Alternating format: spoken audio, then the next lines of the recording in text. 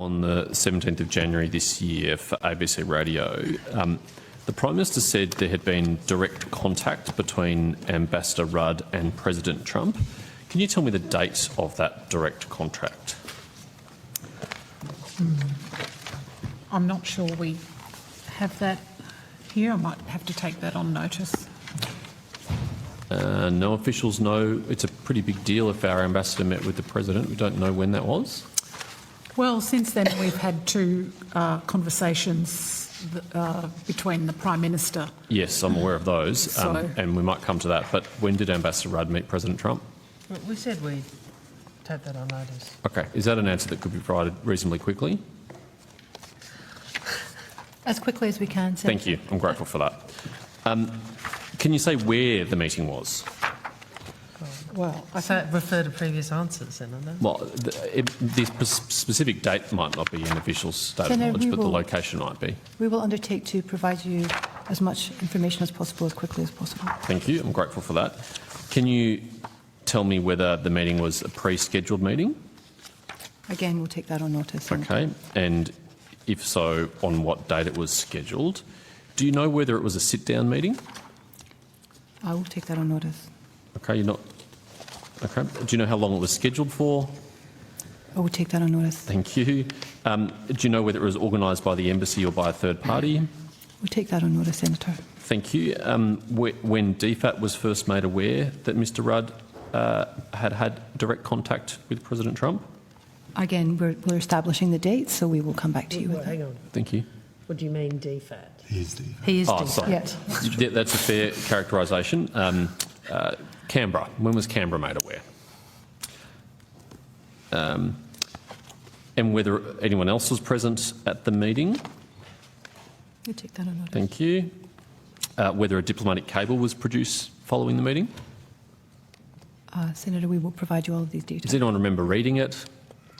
If there was one? I certainly read the readout, but I'll have to... So there was a confirm readout the details. from the meeting? Yes, Senator. Yes. Did you read that, Ms Lawson?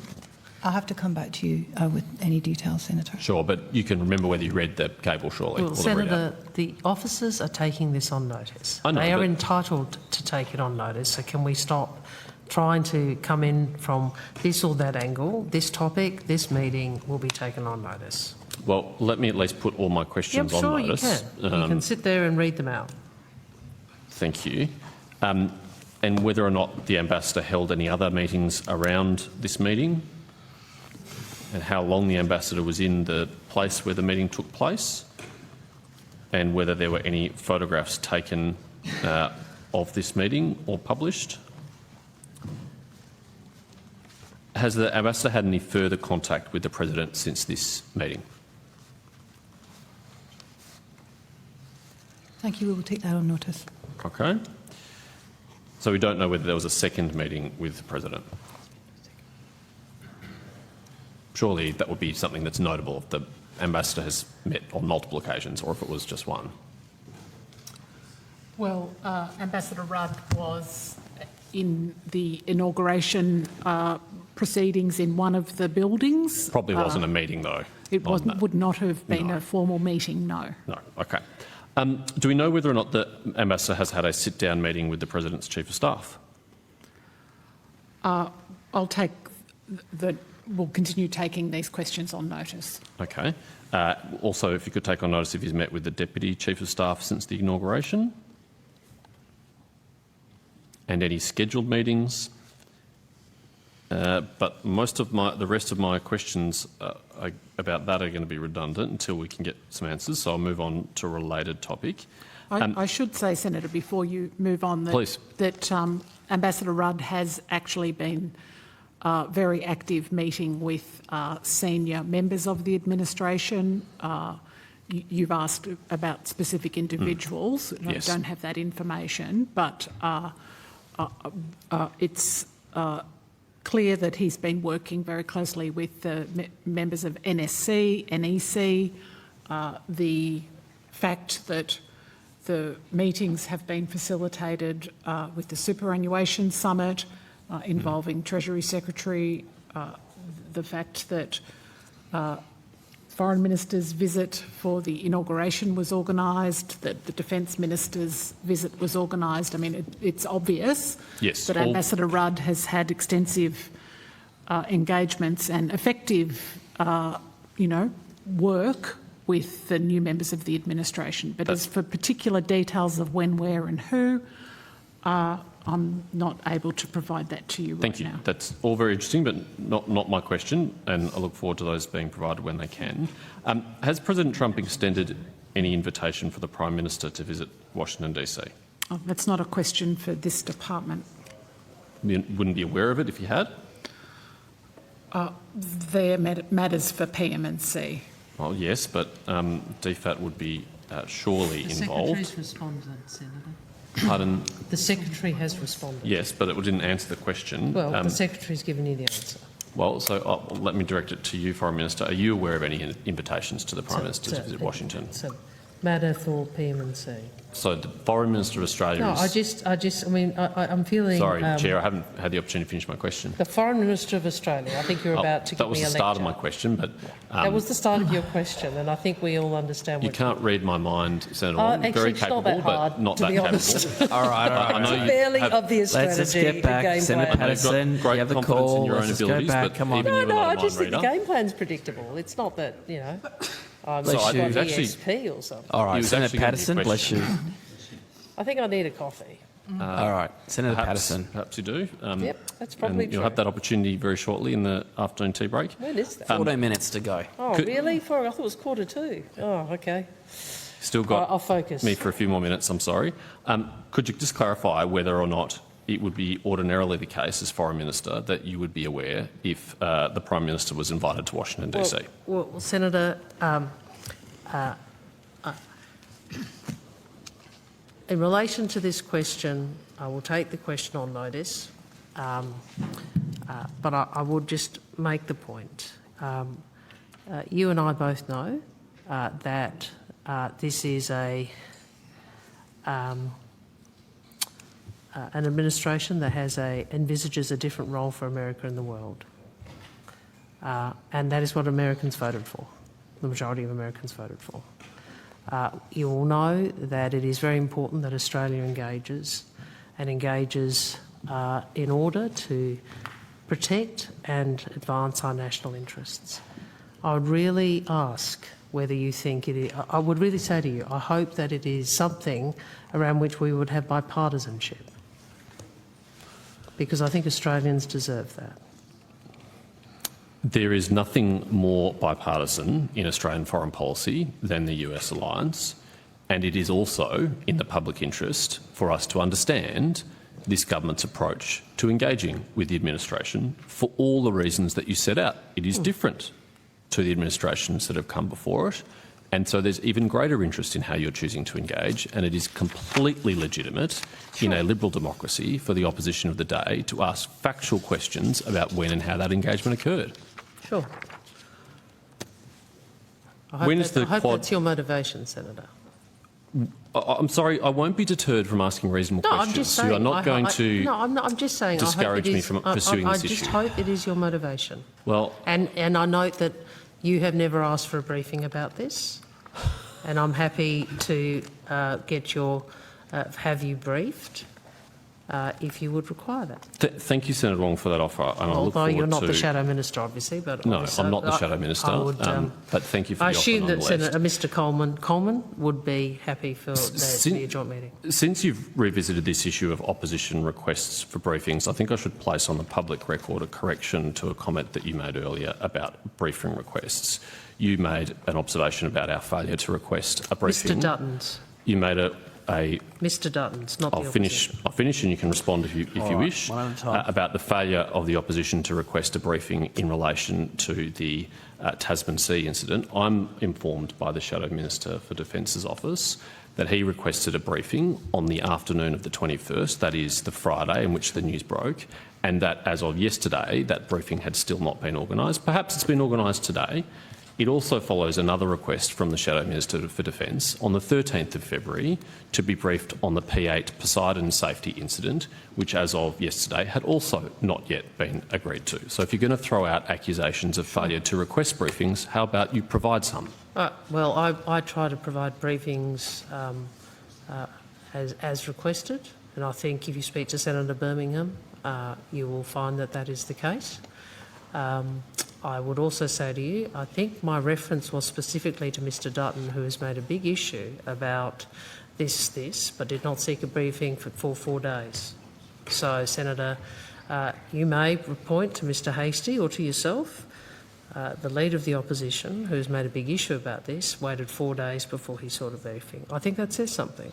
Well, we have a Westminster system of government where we have shadow ministers who have portfolio responsibilities, and we made requests for briefings and they have not been provided by your government. So I'm not sure it would have been any more successful had Mr Dutton asked for it any earlier either. Can I say in response to that? And Please. You know, it's interesting that you now flick to, it's the Shadow Minister's responsibility.